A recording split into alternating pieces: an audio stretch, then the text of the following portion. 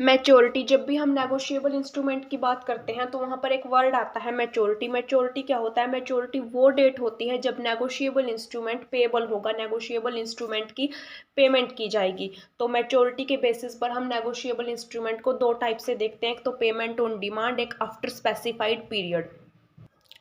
तो फर्स्ट है payment on demand. जब भी payment of demand on demand की या पेएबल ऑन डिमांड की बात होगी नेगोशिएबल इंस्ट्रूमेंट के, तो वहाँ पर मैच्योरिटी का कोई क्वेश्चन अराइज होगा ही नहीं, क्योंकि वो जो इंस्ट्रूमेंट है वो पेएबल ऑन डिमांड है, उसी डेट को पेमेंट कर दी गई उनकी जब वो प्रेजेंट किए गए थे पेमेंट के लिए पार्टी के द्वारा। तो यहाँ पर पेमेंट ऑन डिमांड की बात होगी, वहाँ पर मैच्योरिटी का कोई क्वेश्चन अराइज नहीं होगा। आफ्टर अ स्पेसिफाइड पीरियड, यहाँ पर मैच्योरिटी टाइम पीरियड आएगा।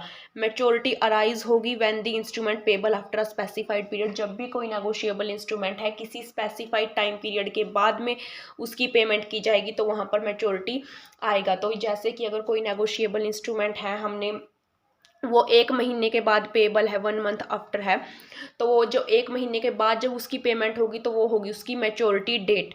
और यहाँ पर मैच्योरिटी डेट आई है तो यहाँ पर डेज ऑफ ग्रेस भी इंक्लूड किए जाएंगे। यहाँ पर 3 डेज ग्रेस के होंगे।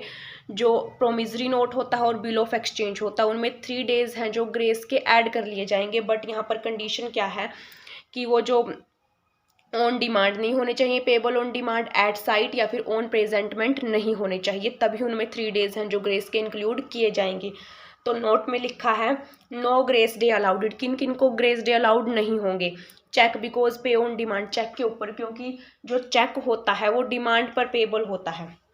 तो यहाँ पर मैच्योरिटी चेक डिमांड पर पेएबल है तो यहाँ पर ग्रेस डे इंक्लूड नहीं किए जाएंगे। कोई भी बिल है जो पेएबल एट साइट है, ऑन डिमांड है, प्रेजेंटमेंट है, तो वहाँ पर भी ग्रेस डे इंक्लूड नहीं होंगे।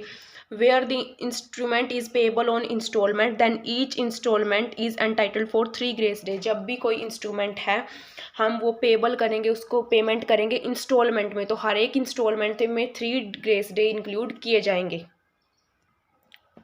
Calculation of date of maturity. अब हम डेट ऑफ मैच्योरिटी को कैलकुलेट कैसे करेंगे? Where a instrument is payable on specified date, जब भी कोई इंस्ट्रूमेंट है स्पेसिफाइड डेट पर पेएबल होगा, then it shall become payable on that specified date plus 3 days of grace. तो उस स्पेसिफाइड डेट जो मेंशन की गई है, यानी कि 1 मंथ आफ्टर हो या 2 मंथ आफ्टर हो, उसमें उनमें 1 मंथ में, यानी कि अगर 1 मंथ आफ्टर है तो उसमें 1 मंथ में 3 डेज और ऐड कर देंगे ग्रेस डे को।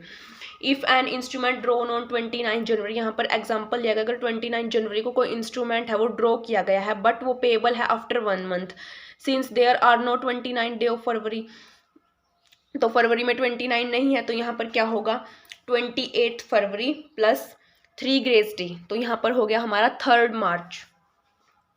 तो जो इंस्ट्रूमेंट की पेमेंट की जाएगी वो कब होगी? 3 मार्च, उसकी मैच्योरिटी डेट है, 3 ग्रेस डे इंक्लूड करके और 1 मंथ आफ्टर था। When the date of maturity is a holiday, जब डेट ऑफ मैच्योरिटी है वो हॉलीडे हो उस दिन, अगर इफ पब्लिक हॉलीडे, अगर कोई पब्लिक हॉलीडे है, then payable on the last preceding working day, तो जो पिछला वर्किंग डे था उसमें उसकी पेमेंट करनी पड़ेगी।